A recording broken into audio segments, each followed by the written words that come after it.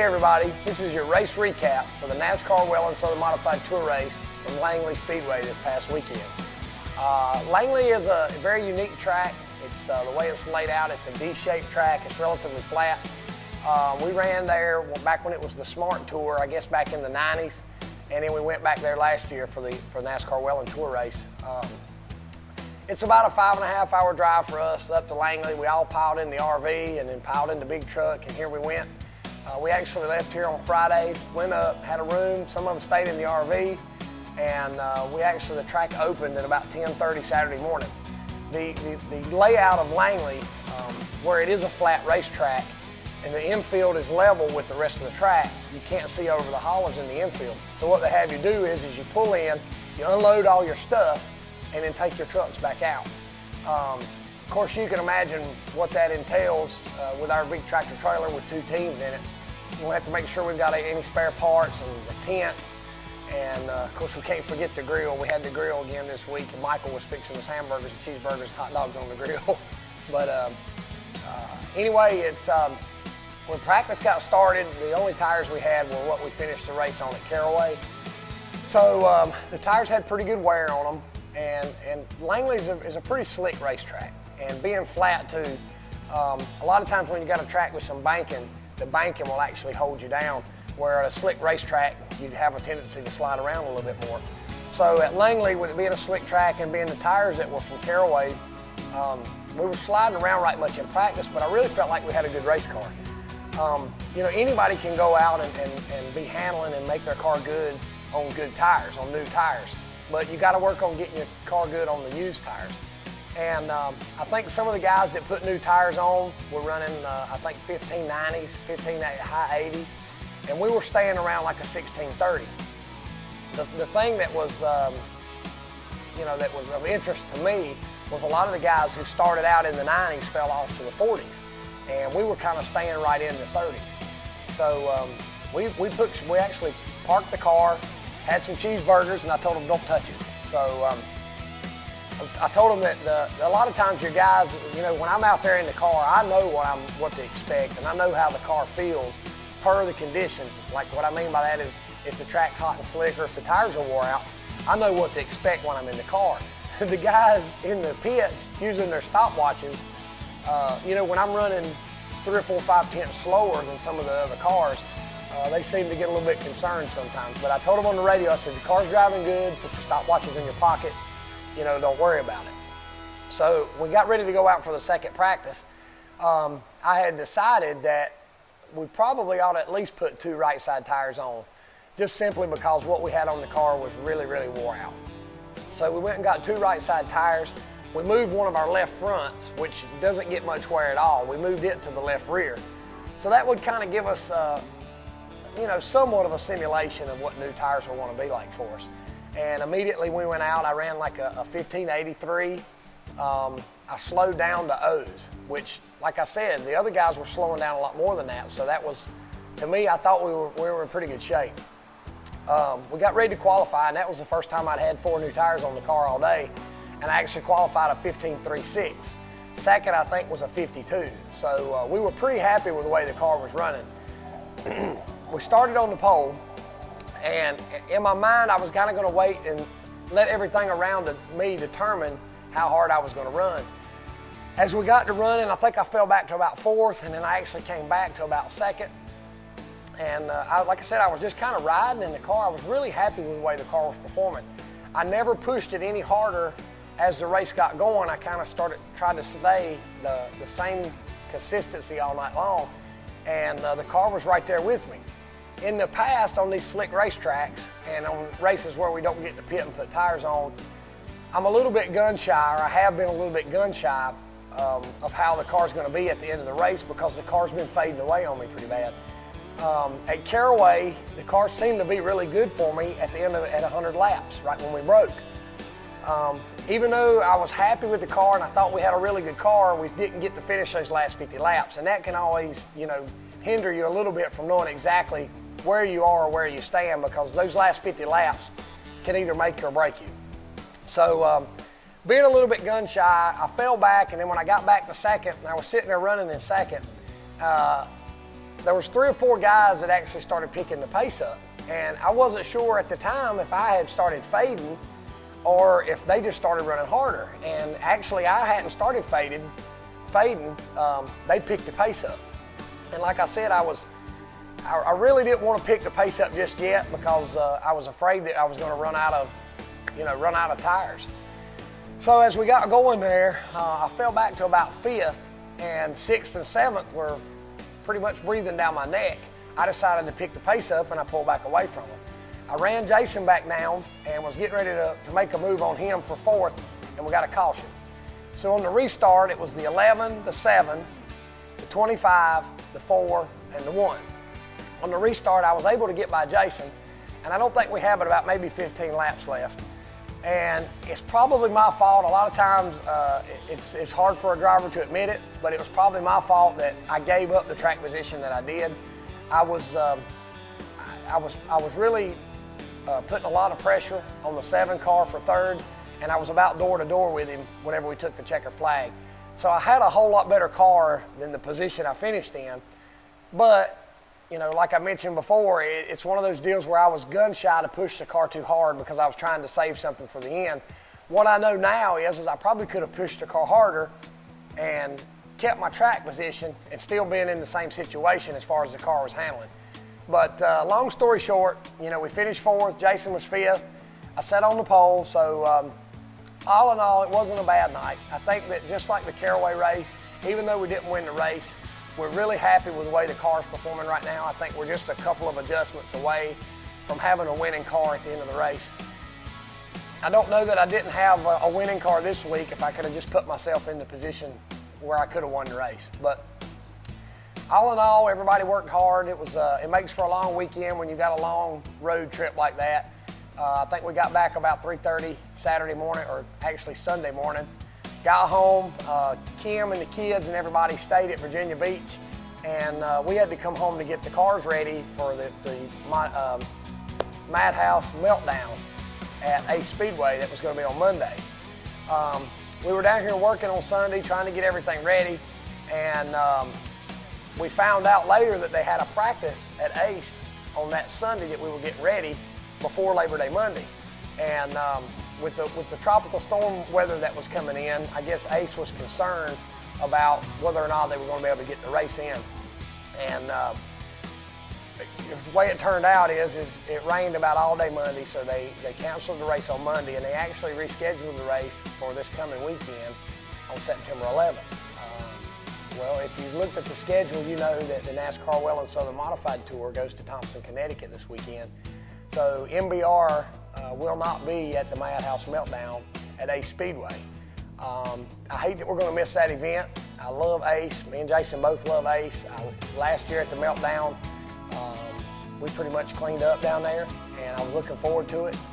You never know what might happen, but I really felt like we had a good shot at winning both races. But the way it stands now, they rescheduled it against the NASCAR WHELEN Southern Modified race, and we won't be there. So anybody that won't be able to make the trip to Thompson, Connecticut, what we're going to do is try all we can to keep updates on Facebook and that sort of things to keep everybody updated and informed on what's going on at Thompson. Thanks for tuning in.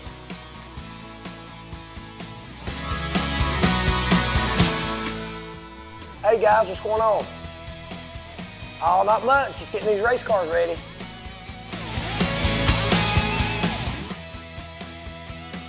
Oh yeah, absolutely. I've said several times that the thing that I'm most proud about of the TV show was the recognition that it got for short track racing and modified racing in general. My heart has always been with the modifieds. We grew up with the modifieds, and I'm a firm believer that it's the best racing there is.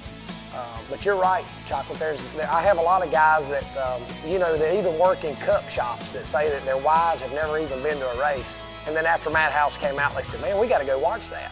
And I get a lot of that now from a lot of fans that come down and see us after the race or before the race that say that same thing, that, man, it's really exciting. The atmosphere of Bowman Gray, I think when the Madhouse comes on, it's your voice saying that it's like the Roman gladiators. And, you do kind of get that sense sometimes when the cars come out and you hear the engines roaring and it's in that little bowl of a football stadium.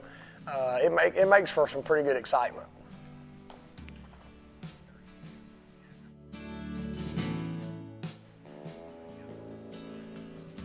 Yeah, the uniqueness of Thompson it makes it pretty cool. The long flat straightaways remind me a little bit of Martinsville, and then when you get down to the corner, you shoot up on that high banking.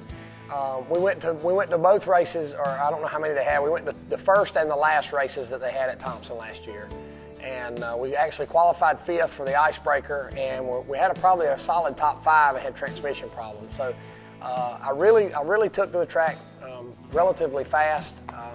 I liked racing there. I love racing with the Northern guys, even though this time we won't race with them until the 50 lap. I think they're calling it the North-South Showdown. But anyway, we're looking forward to it. The only part I'm not looking forward to is the 14-hour drive to get there.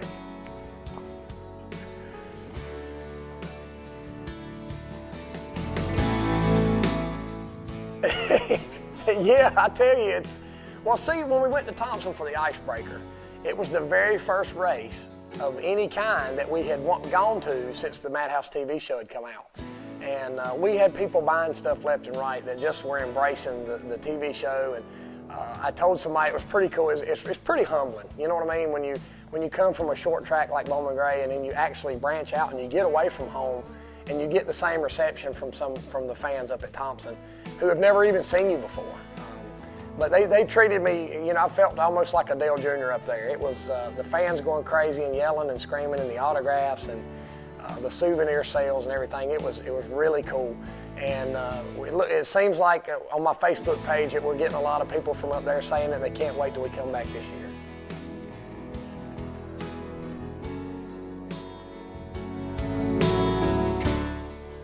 Absolutely. I got guys that stop here before they even go home. Nobody here is paid. It's all volunteer. Everybody just does it because they love it. And most of the guys I've known since I was a kid that have helped me from day one, that maybe helped my dad and then started helping me. Some of the guys are guys that have come over from other teams maybe that have been with me for several years. So yeah, it's all volunteer. We all do this because we love it. It's not because we don't have to jump through the hoops a lot of times. Necessarily in the big scheme of things like what you see on Sunday. We do our kind of racing because we love it and because it's our passion, and we just want that trophy. We have a tour car, and one of the reasons that I'm not very high in the points right now on the Southern Tour is when I got hurt in that super modified at NASCAR Speedway back in April. I missed 2 races.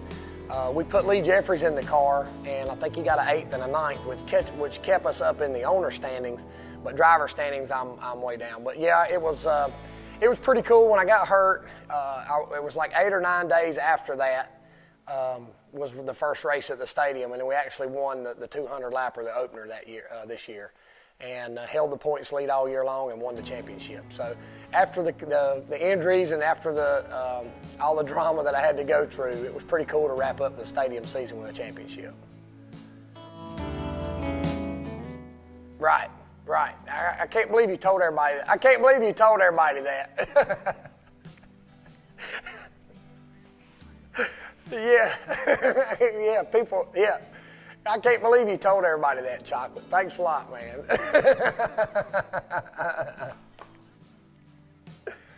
Yeah, oh, I know, yeah. I tell you, it's pretty cool. I don't know, it's probably been a while since you've been down here, Chocolate. Randy was just down here earlier saying that he's got some old trophies from up at Uncle Frank's that he's cleaning up and restoring, that were, I guess, some of Grandpa's trophies that we're going to put down here in the shop. So it's pretty cool when you look back at that stuff. Because, a lot of these guys that are driving nowadays got into racing because they thought it was the cool thing to do.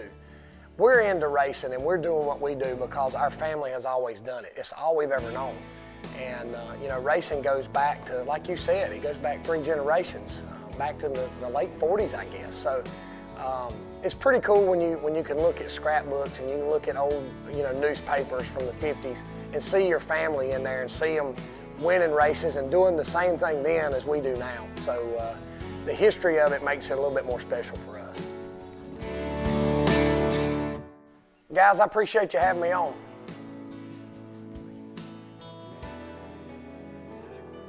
Thank you. In the racing community, it's all about helping your neighbor. And in the pits at Bowman Gray, we got a great neighbor, and that's Crazy Kevin Powell.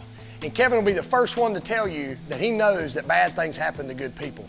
So if you go see Crazy Kevin Powell and you mention you saw this video, he's assured me that you're going to get the best deal possible. He gives flags to the kids, he does the spinning the wheel, and he even plays music after the race, and it's always a good time. But anyway, go see Crazy Kevin Powell, and I promise you he's going to help you out. Crazy Kevin Powell.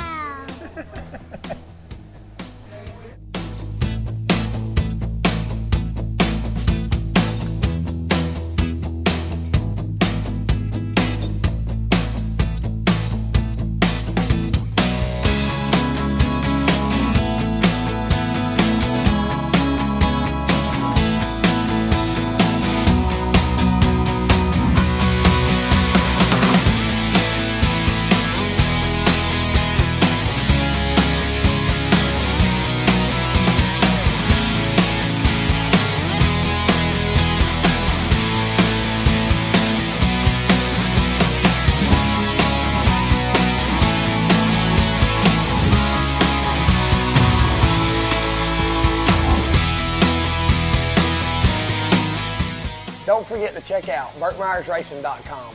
For the last year or so, the website's been down, it's been under construction, a lot of bugs that we had to work out. We've wiped the slate clean, we've started over, brand new. We got new site, new merchandise, and it's actually going to be pretty cool. So like I said, don't forget to check out BurtMyersRacing.com. Thanks.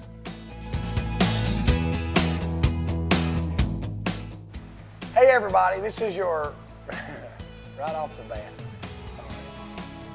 this is your race recap. That's what we're doing, right?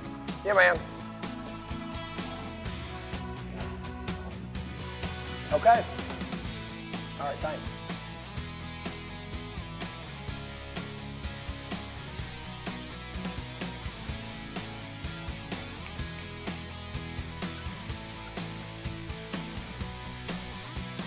Hey guys, what's going on?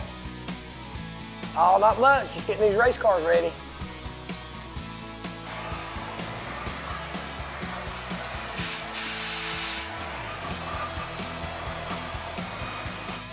What quote did I have? That don't sound right, does it? In the beginning episode, in the beginning of every Madhouse episode, they quoted me saying blank. Hey everybody, the winner of last week's trivia question was Brandon Josie. The